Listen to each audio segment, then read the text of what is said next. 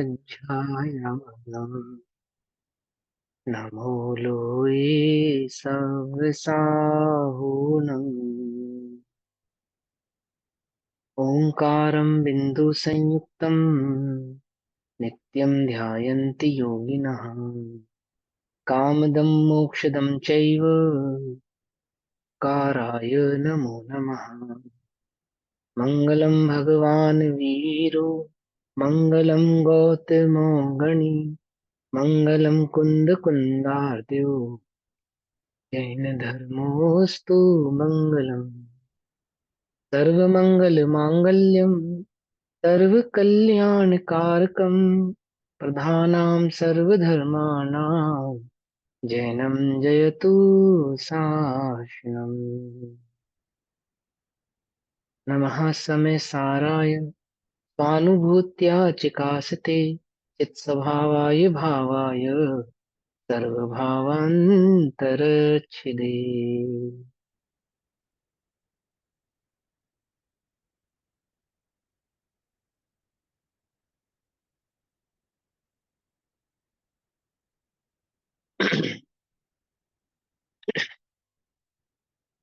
हमारी दोपहर कालीन कक्षा का विषय चल रहा है श्री समय सारजी ग्रंथ और श्री समय सारजी का स्वाध्याय हम सभी आचार्य अमृत चंद्र देव द्वारा रचित आत्मख्याति टीका के माध्यम से कर रहे हैं। आत्मख्याति टीका में संवर अधिकार पेज नंबर 290 290 गाथा नंबर 184 185 184 और 185 इसकी टीका हम पढ़ रहे थे। गाथा पाठ करेंगे फिर टीका पढ़ेंगे। जह कर्णय जह कर्णय मगतवियम ईकर्णये भावं न तं परिचयति तः कं मोदयत विदो न जह दीनानि दूनानि तम् एवं जान दीनानि अणानि मुनदिरागमे वादम् अननान तमुच्छन्नौ आद सहावम् अयानन्तो जो अग्नि तप्त स्वर्ण भी निज स्वर्ण भाव नहीं तजे त्यों कर्म उदय प्रातप्त भी ज्ञानी न ज्ञानी पना तजे जीव ज्ञानी जाने ये ही अरु अज्ञानी राग ही जीव किने आत्म स्वभाव अजाने जो अज्ञान तम आच्छाद से। अज्ञान के अंधकार से आच्छादित है जो ऐसा आत्म स्वभाव को नहीं जानने वाला ज्ञानी अज्ञानी राग भाव को ही आत्मा जानता है और ज्ञानी ज्ञान भाव को ही आत्मा जानते हैं। जिस प्रकार अग्नि से तप्त होता हुआ स्वर्ण अपने स्वर्ण भाव को नहीं छोड़ता, उसी प्रकार कर्मोदय से प्राप्त होता हुआ आत्मा या कर्मोदय से प्राप्त होता हुआ ज्ञानी कर्म भाव को आत्मा नहीं मानता, ज्ञान स्वभाव को ही आत्मा मानता है, अपने ज्ञान भाव में ही स्थित रहता है। टीका। जिसे ऊपर कहा गया ऐसा भेद विज्ञान ही ऊपर कहा गया नहीं, पिछली गाथाओं में कहा गया। पिछली गाथाओं में भेद विज्ञान की सम्यक ज्ञान की महिमा कही गई है ना। उस भेद विज्ञान को वही उसके भेद विज्ञान के सद्भाव से ज्ञानी होता हुआ इस प्रकार जानता है। यानी सम्यक ज्ञान के सद्भाव से, भेद विज्ञान कहो चाहे सम्यक ज्ञान कहो एक ही बात है ना। और हमने आपको पहले भी समझाया कि भेद विज्ञान किसको कहना, वास्तव में तो सम्यक दर्शन के साथ जो भाव प्रकट होता है, ज्ञान प्रकट होता है ना, उसी को भेद विज्ञान कहते हैं। उससे पहले जो हम भेद विज्ञान करते हैं इसको उपचार से भेद विज्ञान कहते हैं। ठीक है ना। तो सम्यक दर्शन प्रकट हुआ या भेद विज्ञान, जो है सम्यक ज्ञान जो भाव प्रकट हुआ उस ज्ञान में क्या जाना, निज और पर के बीच के भेद को जाना। तो इस प्रकार जानता है जैसे प्रचंड अग्नि के द्वारा तप्त होता हुआ स्वर्ण भी, स्वर्णकार स्वर्ण बनाता है ना, तो क्या करता है, स्वर्ण को पहले अग्नि में तप्त करता है, गलाता है ना, उसको गर्म करता है, एकदम कैसा हो जाता है, बिल्कुल लावा जैसा पिघल जाता है सोना, एकदम तप्त होता हो।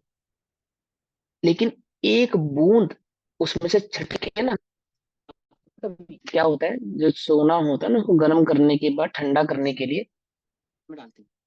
और सामान होता है कुछ, उसमें डालते हैं उसको ठंडा करने के लिए। लोहे का सांचा होता है या कुछ होता है, इस प्रकार के सांचे में ठंडा करके उसको डाला जाता है सोने को, गर्म करने के बाद। और फिर जब उसमें डालते हैं, उसके बाद उसको तुरंत पानी में डालते हैं ठंडा करने के लिए। तो क्या होता है, एक बूंद मात्र जो छटकता है स्वर्ण, एक बूंद मात्र वो गर्मी से छटकता है, तो उसको भी संभालता है वो स्वर्णकार। नहीं समझे? जो तपता हुआ गर्म, आवाज आ रही मेरी, नहीं आ रही? आवाज आ रही ना? हाँ। तो स्वर्ण होता है ना, गर्म होता है, एकदम लावा जैसा गर्म होता है, पानी हो गया होता है, लिक्विड हो गया होता है। और एक बूंद जब छटकता है उसमें से, बूंद तो मैंने बहुत बड़ी कही, बहुत छोटा सा उसका कण जब छटकता है, तो उस कण को भी वो संभालता है। क्यों? क्योंकि उसके लिए वे अग्नि नहीं है, अग्नि की भांति तप्त होता हुआ, अग्नि समान दिखता हुआ भी अग्नि नहीं है। क्या है उसके लिए? वो स्वर्ण है, सोना है, सोना है। जो स्वर्णकार होता है, उस अग्नि से तप्त स्वर्ण की एक बूंद को भी क्या नहीं मानता? क्या नहीं मानता? हाँ, अग्नि नहीं, स्वर्ण मानता, स्वर्ण, स्वर्ण है ये, है ना? तो जिस जैसे प्रचंड अग्नि के द्वारा तप्त होता हुआ स्वर्ण भी स्वर्णत्व को नहीं छोड़ता, उबलता हुआ गर्म सोना भी क्या नहीं छोड़ता? अपने गर्म भाव को, अपने स्वर्ण भाव को नहीं छोड़ता। उसी प्रकार प्रचंड कर्मोदय के द्वारा घिरा हुआ होने पर भी, अब प्रचंड कर्मोदय के द्वारा घिरा होने पर भी क्या मतलब है?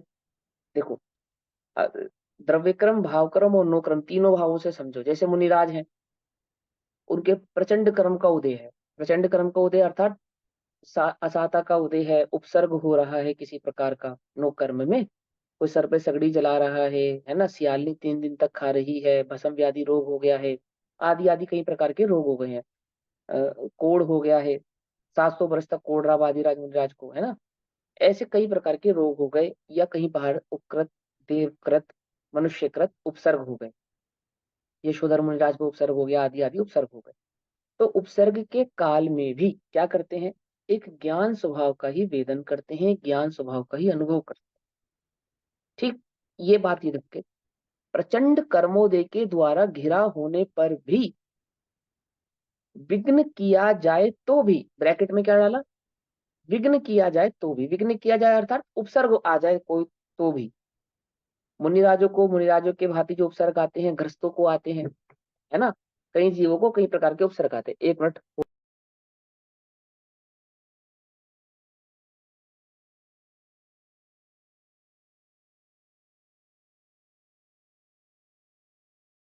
तो क्या होता है कि घिरा, घिरा होने पर भी विघ्न किया जाए तो भी, अब विघ्न कौन कर रहा है? तो विघ्न करने की अपेक्षा समझा रहे। एक अपेक्षा क्या है? मुनिराजों पे जो उपसर्ग आया उसका। ये तो हो गई कौन सी? द्रव्य कर्मों के उदय की अपेक्षा से। दूसरा, मान के चलो ज्ञान में जो औदैहिक भाव उत्पन्न होते हैं, जैसे रामचंद्र जी को सीता के प्रति उत्पन्न हो रहा है, या भरत चक्रवर्ती को 6 खंड के प्रति हो रहा है, अपने चक्रवर्तीत्व भाव के प्रति हो रहा है ना? अथवा जो जन्म से ही 3 ज्ञान के धारी हैं, ऐसे आदिनाथ भगवान बस असी मसी कृषि आदि का ज्ञान दे रहे हैं, उपदेश दे रहे हैं, दे रहे नहीं दे रहे? नीलांजन आदि का नृत्य देख रहे हैं। तो ज्ञानियों के जो जीवन चरित्र आप पढ़ रहे हैं, उनके जीवन में जिस जिस प्रकार के भाव उत्पन्न हो रहे हैं, किसमें? औदैहिक भावों की अपेक्षा से। उन औदैहिक भावों के उदय होने पर भी किसको नहीं छोड़ते? अपने ज्ञान भाव, ज्ञान स्वभाव से दृष्टि को छोड़ते नहीं है, ना मुच्चरी, छोड़ते नहीं है। अर्थात ऐसा नहीं है कि किसी कर्म के उदय में, किसी कर्म के उदय अनुसार परिणमन करते हुए वे मिथ्या दृष्टि हो जाते हैं, ऐसा नहीं है।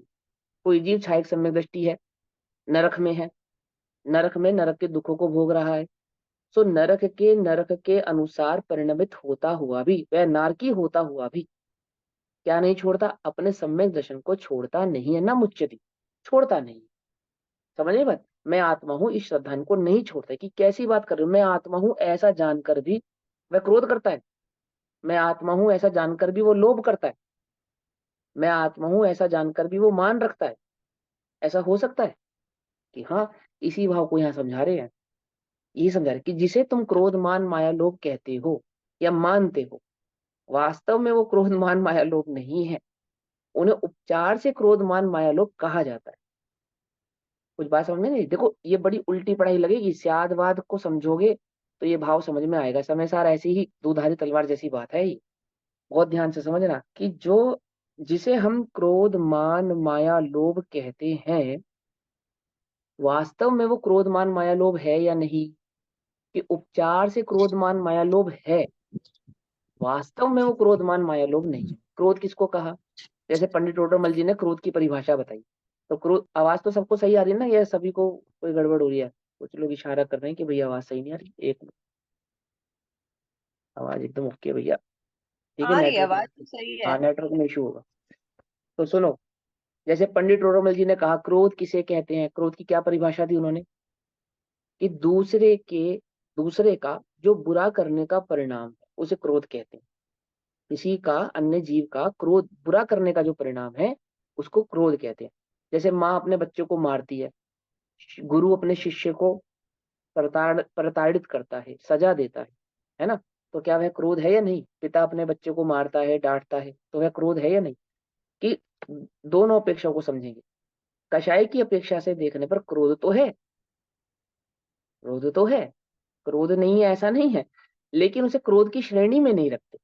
व्यवहार में, लोक में उसे क्रोध नहीं माना जाता। माँ के द्वारा किए गए क्रोध को क्रोध नहीं माना जाता। गुरु के द्वारा शिष्य पे किए गए क्रोध को क्रोध नहीं माना जाता। मेरी बात समझ रहे हो नहीं समझ रहे हो? इसी प्रकार अध्यात्म में, जैसे लोक में माँ के द्वारा किए गए क्रोध को क्रोध नहीं कहते, पिता के द्वारा किए गए क्रोध को क्रोध नहीं कहते, गुरु के द्वारा शिष्य पे किए गए क्रोध को क्रोध नहीं कहते, नहीं कहते ना। सास के द्वारा बहू पे किए गए क्रोध को क्रोध कहते हैं। ऐसे ही अध्यात्म में, अध्यात्म में क्रोध किसे कहते हैं, कि आत्मा के प्रति जो अरुचि का परिणाम है, आत्मा को नहीं जानने का जो भाव है, परिणाम है, वास्तव में उसे क्रोध कहते हैं। जैसे लोक में भी ना, लोक में किसी का भला करने के प्रति कहे गए अपशब्द, कहे गया दुराचार, किया गया दुराचार, दुराचार समझते हो ना, ऐसा आचरण, जैसे माँ ने बच्चे को सुधारने के लिए थप्पड़ मारा, अथवा शिष्य को सुधारने के लिए गुरु ने सजा दी, अथवा पिता ने उसको, माँ कहती तेरी तेरी टांगे तोड़ दूंगी, जा घर से बाहर निकल जा, आज से मैं तेरी माँ नहीं, आदि आदि ऐसे कहती है ना, मेरा तेरे से कोई संबंध नहीं है, इस प्रकार के जो वचन कहे, लोक में कोई से क्रोध नहीं मानता, क्रोध नहीं कहते। ऐसे ही अध्यात्म में क्रोध किसे कहते हैं, वास्तव में किसे कहते हैं? ये जो तुम क्रोध करते हो इसे क्रोध नहीं कहते, किसे कहते हैं? आत्मा के प्रति जो अरुचि का परिणाम है, आत्मा के प्रति जो सम्यक ज्ञान नहीं है, तत्वों का जो सम्यक ज्ञान नहीं है, ऐसा जो अज्ञान भाव है, भोगों में जो रुचि है, वास्तव में तो वही क्रोध है, वही मान है, वही कषाय है। ठीक, यानी कि साधारण भाषा में कहे तो जो अनंतानुबंधी है या मिथ्यात्व है, वह असली क्रोध मान माया लोभ तो वही है, वही है। अब दूसरी अपेक्षा, ऐसा भी नहीं, अगर वही माँ बहुत ज्यादा इसी प्रकार का स्वभाव रखे कि बात बात में टोके, बात बात में रोके, बात बात में डांटे, तो उसको क्रोधी भी कहते हैं, कि तू थोड़ा अपना गुस्सा शांत रखा कर, इतना क्रोध करना अच्छा भी नहीं है। दोनों नीतियां होती है ना लोक में, दोनों बातें रखते हैं।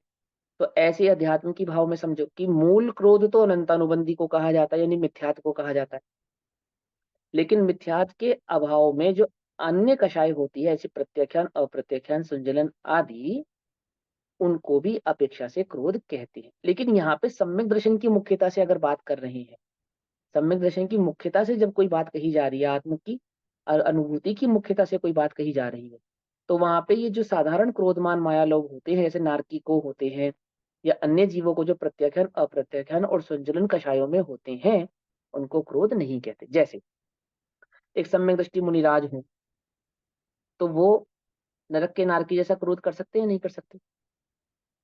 हो सम्यक दृष्टि, ये नहीं कर सकते। वो भरत के जैसा राग नहीं कर सकते, रामचंद्र जी जैसा राग नहीं कर सकते, नरक की नारकी जैसा क्रोध नहीं कर सकते, भले ही वे सम्यक दृष्टि है ना। अब कोई कहे कि है तो ये सम्यक दृष्टि ना, अब मुनिराज सम्यक दर्शन की अवस्था में क्रोध कर सकते हैं कि नहीं कर सकते?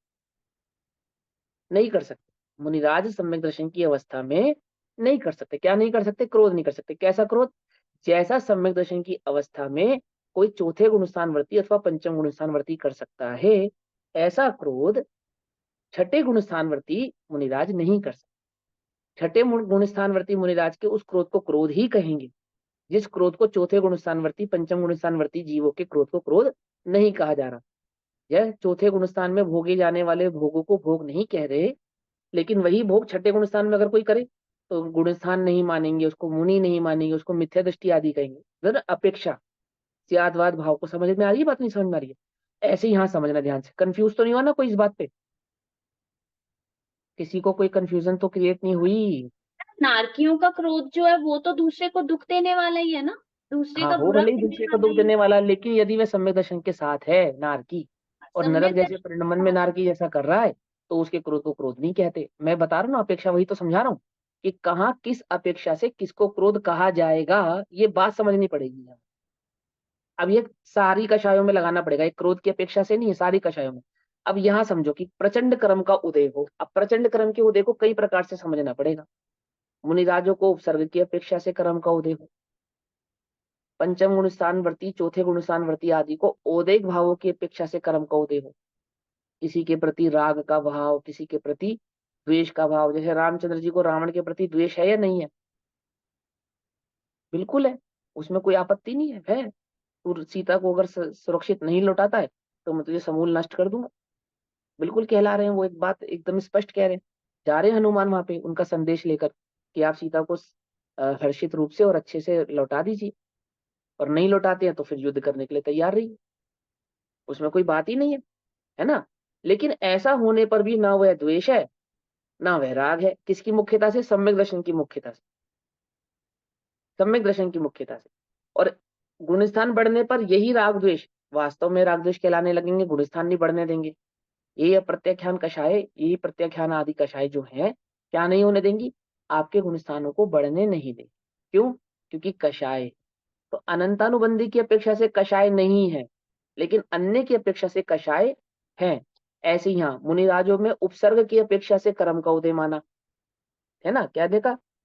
त्यों कर्म उदय प्राप्त भी प्रतप्त प्रतप्त भी ज्ञानी न ज्ञानी पनत।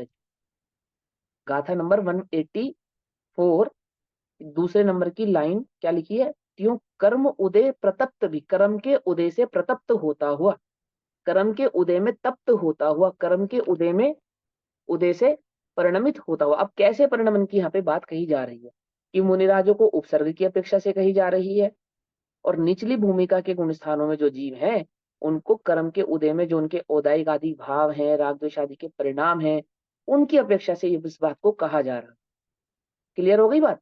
अब ये टीका पढ़ेंगे ना, बिल्कुल अच्छे से समझ में आएगी। क्योंकि मुनिराजों को औदायिक भाव की अपेक्षा से भी कह सकते हैं, लेकिन गुण स्थान प्रमाण। जैसे मुनिराज जो ग्रंथ लेखन कर रहे हैं, ये मुनिराजों का कार्य नहीं है, ये आचार्यों का कार्य नहीं है। क्या है उनका कार्य? कि कार्य तो यही है कि आत्मा में स्थिर होंगे और कभी बाहर ना आए।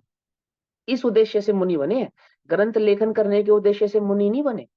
सो कर्म के उदय के कारण क्या हुआ? आत्मा में स्थिर नहीं होने पर जब वो बाहर आते हैं तो 28 मूल गुण आदि का पालन भी करते हैं, उपदेश आदि भी देते हैं, दीक्षा आदि भी देते हैं, शिष्यों को प्रतिक्रमण आदि भी कराते हैं, है ना? उनकी निंदा ग्रह भी सुनते हैं, उनको प्रायश्चित भी देते हैं, ग्रंथ आदि का लेखन भी करते हैं। क्या है ये सब? कर्म के उदय में तप्त होते हुए भी। ओहो, ये मुनिराजों के कर्म का उदय है क्या? कि वे दीक्षा देते हैं, वे ग्रंथ लेखन करते हैं, प्रायश्चित देते हैं। क्या कह रहा हूँ? कुछ बात समझ में आ रही नहीं आ रही है? ये सब क्या है? उनके कर्म का उदय है। ऐसा होने पर भी क्या नहीं करते? अपने ज्ञान भाव ज्ञान स्वभाव को छोड़ते नहीं है। कौन? ज्ञानी। ज्ञानी मुनि की अपेक्षा से पंचम गुण स्थान वृत्ति और चौथे गुण स्थान वृत्ति की अलग अलग अपेक्षाओं को समझो। अब ये गाथा पढ़ो, ये टीका पढ़ो तो बात अच्छे से समझ में आएगी। देखो क्या लिखा है।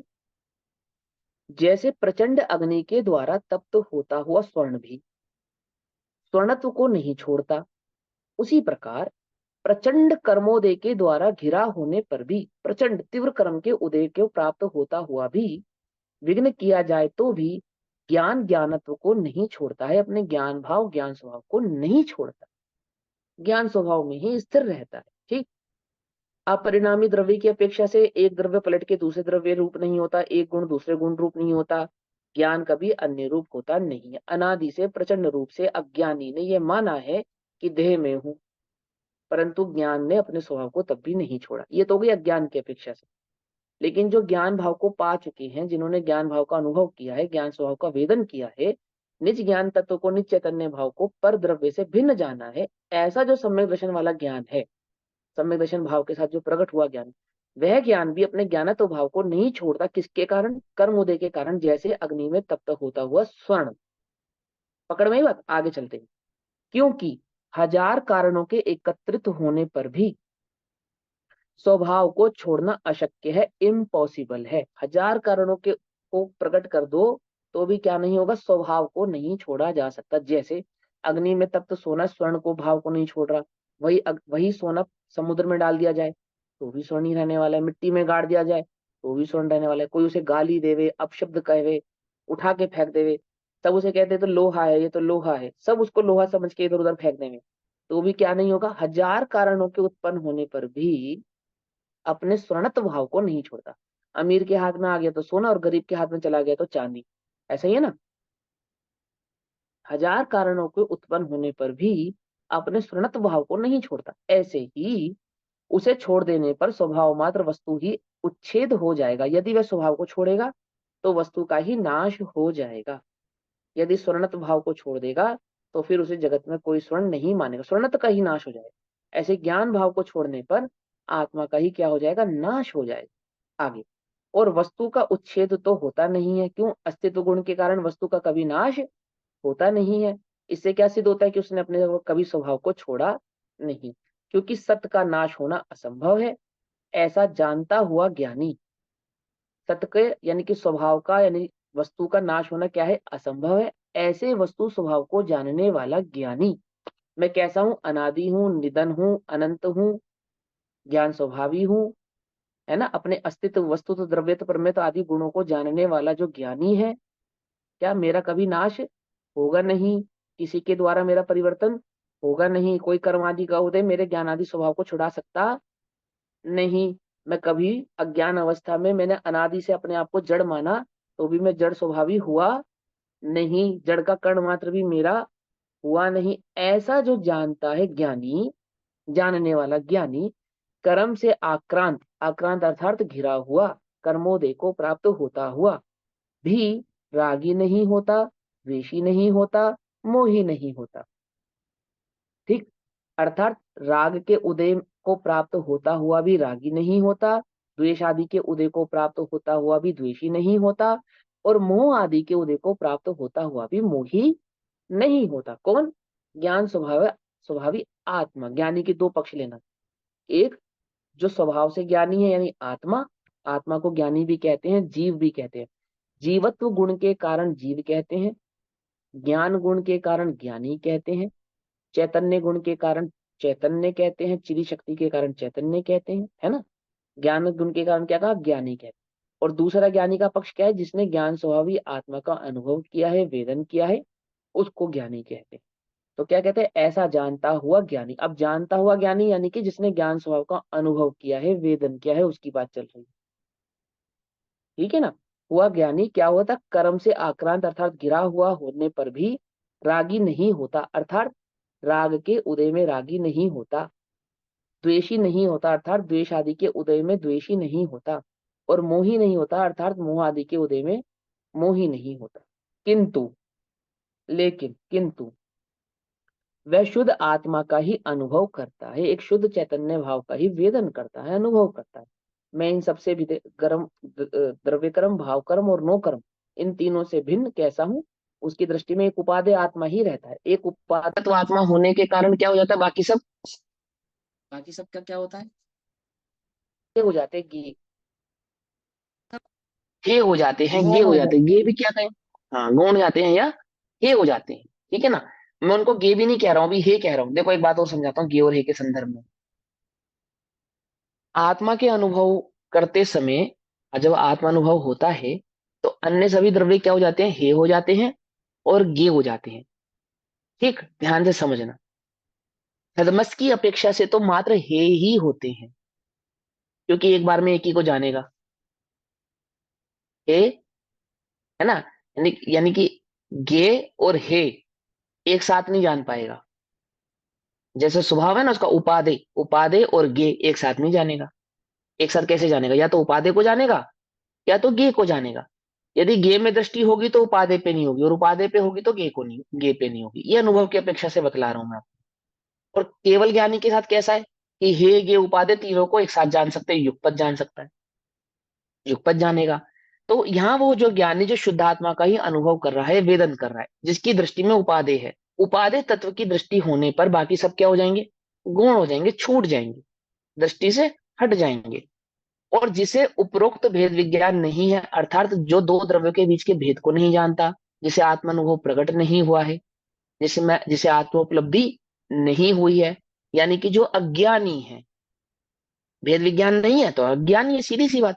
तो जिसे उपरोक्त भेद विज्ञान नहीं है, वह उसके अभाव से, अर्थात ज्ञान स्वभाव चैतन्य भाव के अनुभव के अभाव के कारण, ज्ञान के अभाव के कारण, अभाव से अज्ञानी होता हुआ, अज्ञान अंधकार द्वारा आच्छादित होने से, अज्ञान अंधकार में डूबा हुआ होने से, अज्ञान अंधकार से ढका हुआ होने से, या अपने अज्ञान भाव के कारण होने से, चैतन्य चमत्कार मात्र आत्म स्वभाव को नहीं जानता हुआ, राग ही आत्मा मानता हुआ रागी होता है, द्वेषी होता है और मोही होता है। अर्थात राग के उदय में रागी, द्वेष के उदय में द्वेषी, और मोह आदि के उदय में मोह आदि भाव को ही प्राप्त होता है। कब होता है? स्वभाव को नहीं जानने के कारण होता है। देखो, ज्ञानी को भी राग का उदय और अज्ञानी को भी राग का उदय, दोनों को एक जैसा राग का उदय होने पर भी अज्ञानी रागी है और ज्ञानी रागी नहीं। अज्ञानी द्वेषी है और ज्ञानी द्वेषी नहीं। ऐसा नहीं कह रहे कि राग द्वेष आदि का उदय नहीं होने पर वो ज्ञानी है, ऐसा नहीं कह रहे। अज्ञान का, राग का उदय होने पर भी ज्ञानी रागी नहीं है, और जो अज्ञानी है वो रागी है। ये तो हो गई उदय की बात। उदय नहीं होवे, मंद होवे, अज्ञानी होवे तो भी रागी है। तीव्र उदय होवे, ज्ञानी है सो भी रागी नहीं है। क्यों? दो द्रव्यों के बीच की भिन्नता को जो नहीं जानता है, निज चैतन्य स्वभाव को जो नहीं जानता है, अपने ज्ञान स्वभाव का जो वेदन अनुभव नहीं करता है, ऐसा वह है अज्ञानी, सदैव ही अज्ञानी है, रागी है, द्वेषी है और मोही है। और जो ज्ञान स्वभाव का वेदन करता है, दो द्रव्यों के बीच की भिन्नता को जानता है, निज चैतन्य स्वभाव को जानता है, ऐसा वह ज्ञानी राग द्वेष आदि का उदय होने पर भी ना रागी है, ना द्वेषी है और ना ही मोही है। किंतु शुद्ध आत्मा का किंचित मात्र भी अनुभव नहीं करता।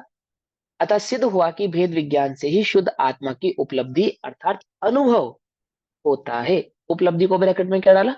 अनुभव, है ना। इससे वो अनुभव होता है भेद विज्ञान से। ये क्या सिद्ध होता है कि एक भेद विज्ञान ही, एक सम्यक ज्ञान ही, है ना। एक सम्यक उपाय क्या है आत्मोपलब्धि का? कि दो द्रव्यों के बीच की भिन्नता को जानना, दो द्रव्यों के बीच के भिन्न भिन्न स्वभाव को जानना ही एकमात्र आत्मा की उपलब्धि अर्थात अनुभव का कारण है। बिना भेद विज्ञान के, बिना इस सम्यक ज्ञान के तो सम्यक दर्शन प्रकट होने वाला नहीं है, आत्मोपलब्धि होने वाली नहीं है। ये सिद्ध होता है। आगे कहते हैं भावार्थ। जिसे भेद विज्ञान हुआ है, जिसे दो द्रव्यों के बीच की भिन्नता का ज्ञान हुआ है, जो जिसने जाना है, वह आत्मा जानता है कि आत्मा कभी ज्ञान स्वभाव से छूटता नहीं। अज्ञान अवस्था में भी ज्ञान स्वभाव से नहीं छूटा था, और आज भी अपने ज्ञान स्वभाव से नहीं छूटा हूं, और कभी भी अपने ज्ञान स्वभाव से छूटूंगा नहीं, छूट ही नहीं सकता, छूट ही नहीं सकता। क्या जाना उसने? वेद विज्ञान में क्या जाना? कि मैं कभी रागी द्वेषी था ही नहीं, पर मेरा कभी था ही नहीं, दो द्रव्य कभी एक हुए थे ही नहीं। ऐसा जानता होने से वह कर्मोदय के द्वारा तप्त होता हुआ भी, कर्म के उदय को प्राप्त होता हुआ भी रागी द्वेषी मोही नहीं होता, अर्थात राग द्वेष मोह आदि के भाव को प्राप्त नहीं होता, परंतु निरंतर शुद्ध आत्मा का ही अनुभव करता है। जिसे भेद विज्ञान नहीं है, सम्यक ज्ञान नहीं है, सच्ची खबर नहीं है, वह आत्मा आत्मा के ज्ञान स्वभाव को नहीं जानता हुआ राग को ही आत्मा मानता है, अर्थात औदैहिक भावों को ही आत्मा का स्वभाव भाव मानता है, जानता है। इसलिए वह रागी द्वेषी मोही होता है, किंतु कभी भी शुद्ध आत्मा का अनुभव नहीं करता। इसलिए यह सिद्ध हुआ कि भेद विज्ञान से ही शुद्ध आत्मा की उपलब्धि होती है। अब यह प्रश्न होता है कि शुद्ध आत्मा की उपलब्धि से ही संवर कैसे होता है? इसका उत्तर कहते हैं उस शुद्ध आत्मा की उपलब्धि को ही संवर कहते हैं, या यूं कहें कि उस शुद्ध आत्मा के अनुभव से ही संवर प्रकट होता है। तो किस प्रकार से होता है, उस गाथा को कहते हैं। बहुत फेमस गाथा है, गाथा नंबर 186। आप सबने कई बार सुनी भी होगी और फेमस गाथा है। शुद्धम तु वियाणन्तो शुद्धम चेव पयम लहदी जीवो जानन्तो दु अशुद्धम अशुद्धमेव पयम लहदी। लहदी माने लखना या प्राप्त होना। शुद्धम यानी शुद्ध, तू को, व्याणंतो जानता हुआ, शुद्धम शुद्ध है। शुद्ध को जानता हुआ, जानता हुआ मतलब, अनुभव करता है। हाँ ठीक है ना। यहाँ जानने का अर्थ अनुभव से है, हमेशा ध्यान रखना, ठीक है ना। तो वास्तविक जानना तो अनुभव ही है। वास्तविक जानना, जिसको जानना कहते हैं, लोक में भी जिसको जानना कहते हैं ना, वो अनुभूति को ही कहते हैं, ठीक है ना। अगर किसी जानने को जानना नहीं कहते। आंख के सामने पड़ी हुई वस्तु दिखाई देने पर भी हमें ये मालूम ही ना हो कि ये किस, इसका कार्य क्या है, ये किस काम आती है, या वस्तु क्या है, तो क्या हम उस वस्तु को जानते हैं? नहीं जानते। आपके सामने किसी को खड़ा किया जाए, अनजान को, इसे जान रहे हो कि हाँ जानते हैं, जान रहे हैं, तो तुम इसे जानते हो कि नहीं, जानते नहीं है। क्या कहा? ये हमें दिखाई दे रहा है, ये भी सही है, ये मनुष्य इसको भी जानते, ये भी बात जानते हैं, लेकिन हम इसे नहीं जानते। क्या क्या नहीं जानते? उसके बारे में नहीं जानते, उसका स्वभाव नहीं जानते, कौन है क्या है कुछ नहीं जानते। तो क्या जानते हैं हम उसके बारे में? कुछ नहीं जानते। समझे ना, जानने का अर्थ समझ रहे ना, क्या होता है जानने का मतलब? कि देखना मात्र जानना नहीं है, उसके भाव स्वभाव को जानना ही वास्तविक जानना है ना। ऐसे ही क्या कहते हैं, शुद्धम तु विनंतो शुद्धम, जो शुद्ध को जानता हुआ शुद्ध है, एवं वह आत्मा लहदी प्राप्त करता है जीवो जीव। वह वह जीव तत्व आत्मा शुद्ध आत्मा को प्राप्त करता है जो शुद्ध जानता है। जानन तो दु अशुद्धम, जानता हुआ, और अशुद्धम जो अशुद्ध भाव को जानता है। अशुद्ध में वह अशुद्ध ही आत्मा लहदी प्राप्त करता है, अशुद्ध आत्म भाव को प्राप्त करता है। जो शुद्ध जाने आत्म को, वह शुद्ध आत्म ही प्राप्त हो। अनशुद्ध जाने आत्म को, अनशुद्ध आत्म ही प्राप्त हो। हम्म?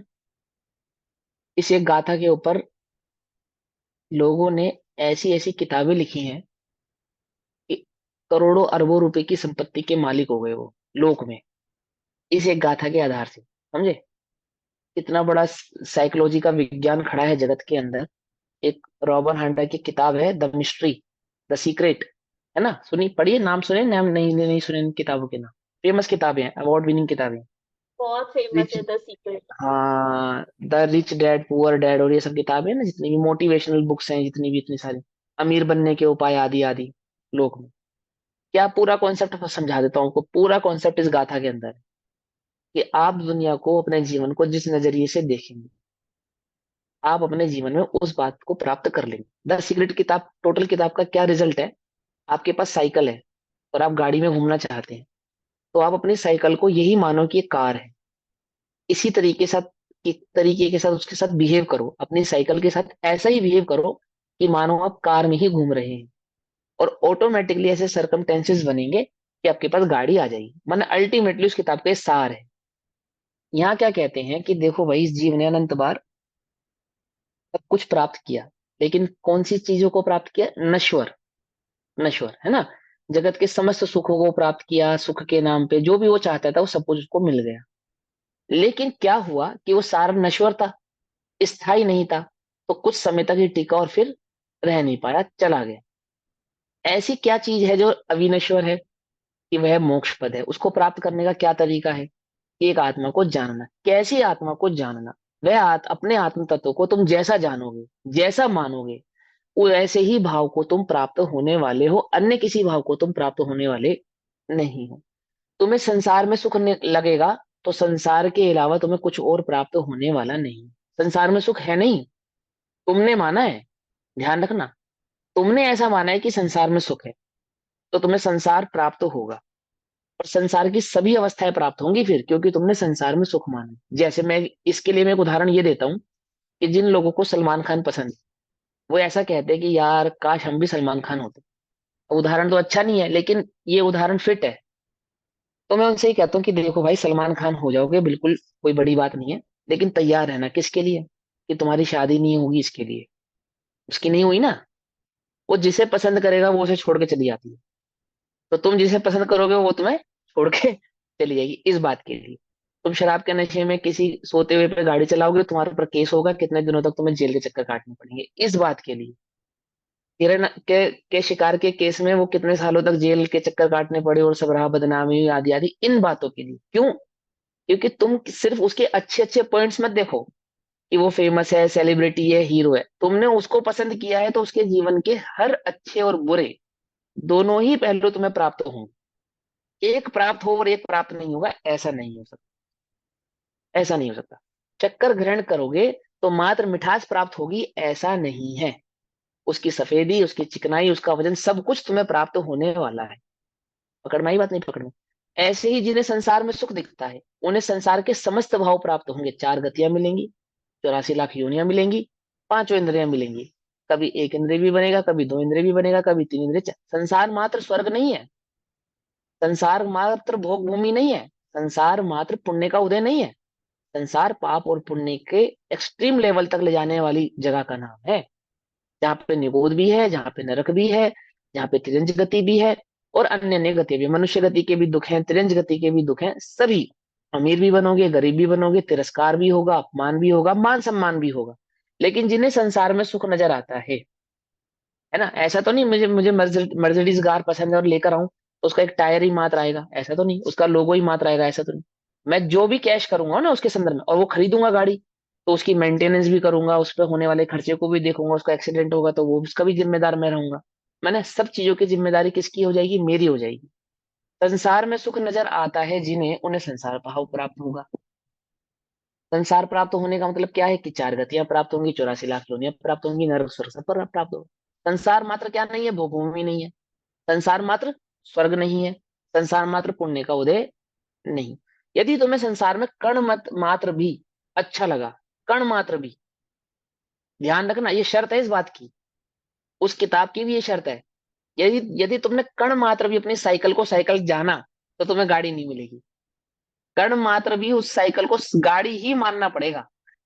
ऐसे ही मोक्ष मार्ग का क्या क्या नियम है? यदि तुमको कण मात्र भी संसार का कोई भाव पसंद आया, कण मात्र भी, तो बेटा तैयार है ना, तुम्हें संसार ही प्राप्त होने वाला है।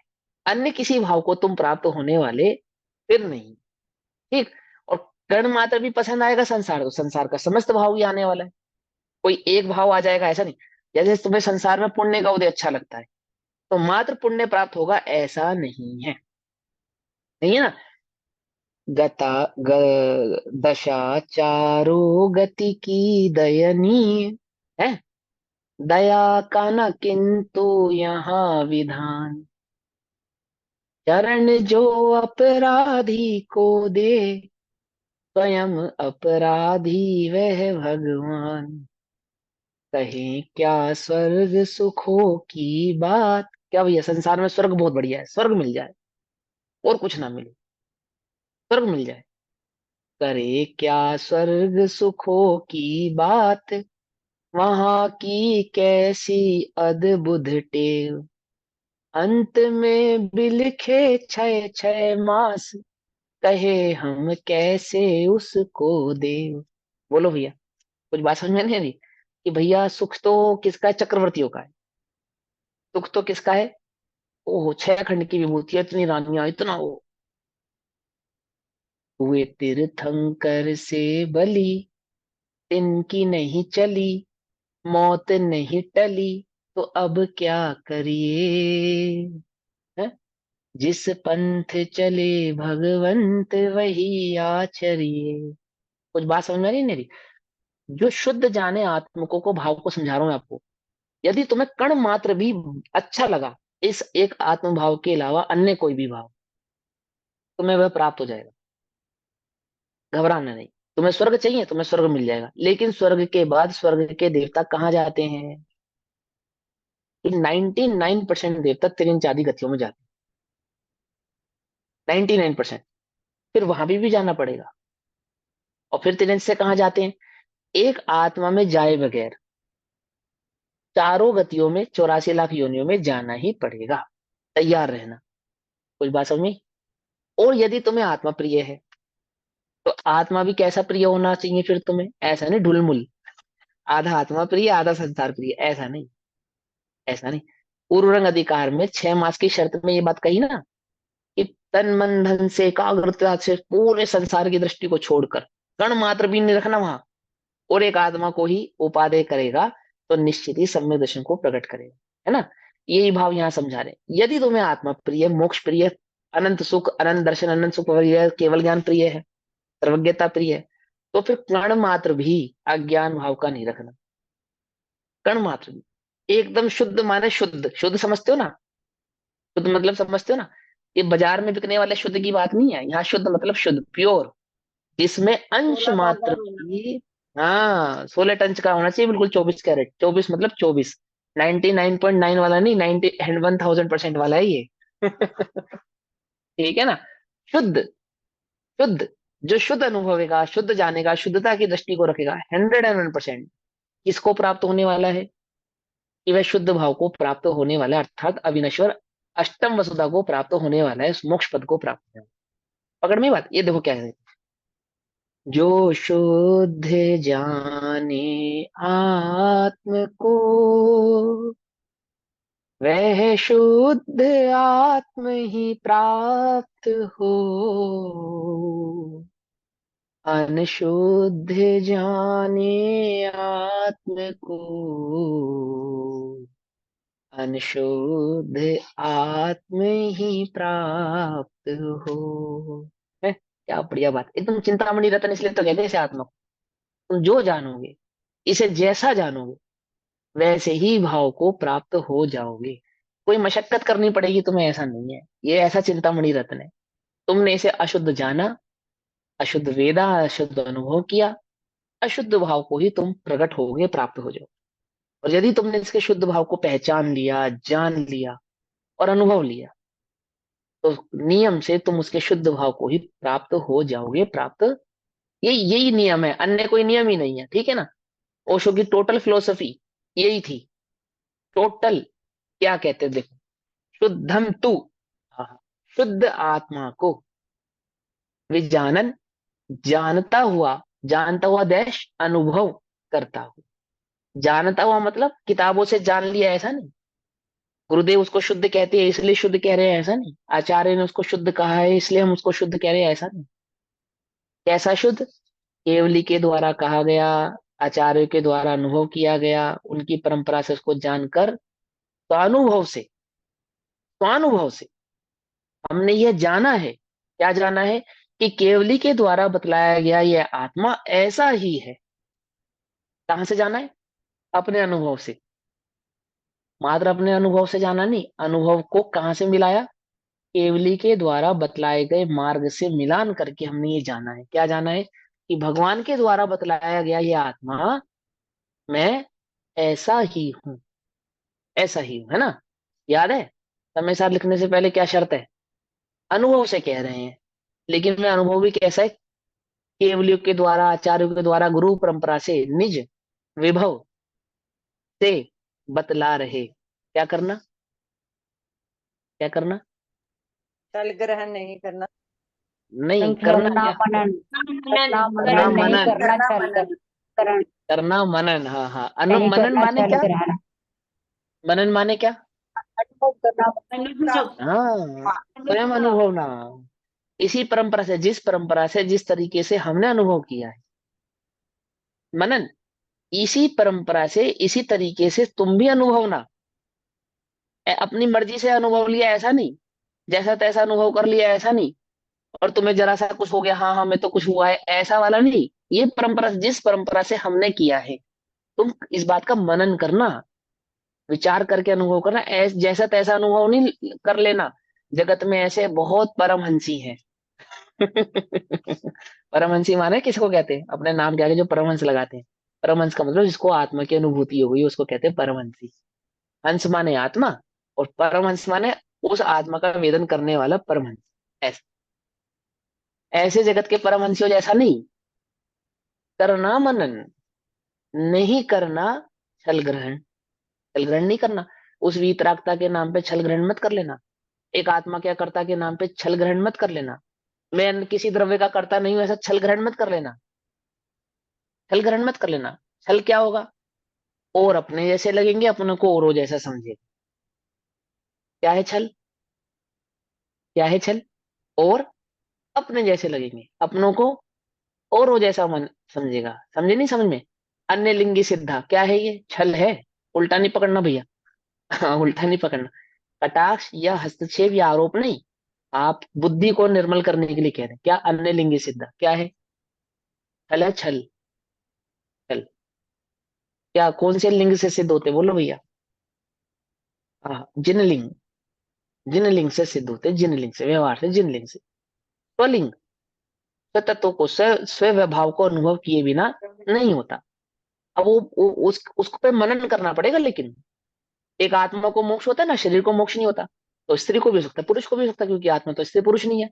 अरे अरे अरे, नहीं करना छल ग्रहण। मनन करो। मनन। छल ग्रहण मत करो। क्या मनन करो? 5 लब्धियों से होता है। 5 लब्धि पूर्वक होता है। किस गुण स्थान में कौन सी लब्धि होती है? किस किस किस पर्यायगत योग्यताएं क्या होती है? किस पर्यायगत योग्यता में किस भाव को प्राप्त हो सकता है, प्रकट हो सकता है? मनन। मनन, परंपरा का मनन। बात पकड़ में आ रही है या नहीं आ रही है? मनन भाव समझ में आ रहा है या नहीं आ रहा है? आत्मा को होता है तो कहने का मतलब बस इतना ही नहीं कि हाँ मैं तो आत्मा हूं। हाँ, मनन करना, मनन उस परंपरा का मनन करना। मनन करना। सम्यक दर्शन हो सकता है, कोई आपत्ति नहीं है। बिल्कुल हो सकता है। कौन सा सम्यक दर्शन हो सकता है? स्थायिक हो सकता है या नहीं हो सकता है? पंचम काल में हो सकता शायद है, नहीं हो सकता पंचम काल में। नहीं हो सकता। हाँ, करना मनन, उसमें क्या बात है? करना मनन। अब वो सभी अपेक्षाओं में लगाना, एक सम्यक दर्शन प्रकट होना जिसकी अपेक्षा से आदि आदि सभी अपेक्षा। यदि तुमने कण मात्र भी छल ग्रहण किया, यदि तुमने कण मात्र भी छल ग्रहण किया, जो अविशुद्ध जाने आत्म को, अनशुद्ध जाने आत्म को, वह अनशुद्धता को प्राप्त हो। छल ग्रहण करने वाला छल भाव को ही प्राप्त होगा। इसको प्राप्त नहीं होगा, आत्म भाव को प्राप्त नहीं होगा। अभी उल्टा नहीं पकड़ना ज्यादा, तो ध्यान से समझना। मैं जो समझाना चाहता हूँ बहुत कुछ है कहने के लिए, पर आप लोग उलझना चाहो ना, इसलिए मैं ज्यादा खींचता नहीं। अभी सुनो। शुद्धम तो शुद्ध आत्मा को, शुद्धम तो शुद्ध आत्मा, विजानन जानता हुआ, अनुभव करता हुआ, जीव जीव, शुद्धम च एव आत्मानम, शुद्ध आत्मा को ही लभते, प्राप्त करता है। उसका लाभ, लाभ माने प्राप्त होना, लाभ लभते, प्राप्त करता है। और अशुद्धम, अशुद्ध आत्मानम, आत्मा को जानन, जानता हुआ, अनुभव करता हुआ, आत्मा को देह अनुभव करता हुआ, आत्मा को रागी द्वेषी अनुभव करता हुआ। आत्मा को तो खैर जानता ही नहीं, राग द्वेष को ही आत्मा मानता हुआ, देह आदि को ही मैं हूं ऐसा मानता हुआ, पर पदार्थ ही मेरे सुख दुख का कारण है ऐसा मानता हुआ जीव, अशुद्धम एव, अशुद्ध आत्मा को ही लभते, प्राप्त करता है। एक अशुद्ध, अशुद्ध भाव को ही प्राप्त करता है। समझ में बात? जो सदा ही अछिन्न धारावाही ज्ञान से, अछिन्न, जिसका छेदन नहीं हुआ हो, जिसको किसी ने मिटाया नहीं हो, इसमें किसी भी प्रकार का कोई डिस्टरबेंस क्रिएट नहीं हुआ हो, अच्छेदन, जिसका, जिसमें छेदन नहीं हुआ, जिसको ढका नहीं गया हो, रोका नहीं गया हो, आदि आदि। हाँ पूछो, कुछ पूछा? बिना रुकावट के। हाँ, बिना रुकावट। कोई कुछ बोल रहा था, चलो। जो सदा ही अछिन्न धारावाही ज्ञान से शुद्ध आत्मा का अनुभव किया करता है। जो बिना रुकावट के एक आत्मा का ही वेदन करता, अनुभव करता। बिना रुकावट के मतलब अब रुकावट के दो मतलब समझ लो। एक मतलब तो ये है कि आत्मा में स्थिर हुआ, बाहर नहीं आया, बस उसका आत्मा का अनुभव अनुभव अनुभव, एक तो यही अर्थ है। लेकिन बिना रुकावट के मतलब जो कण मात्र भी, तिल मात्र भी, बिंदु मात्र भी आत्मा के स्वभाव में परभाव को नहीं मिला रहा, परभाव को नहीं मिला रहा। समझे? ऐसा नहीं कि वो ध्यान करने बैठा एक बार आंख खोलकर देख लूं, ऐसा नहीं। ऐसा नहीं है तो स्थूल स्थूल भाव समझा।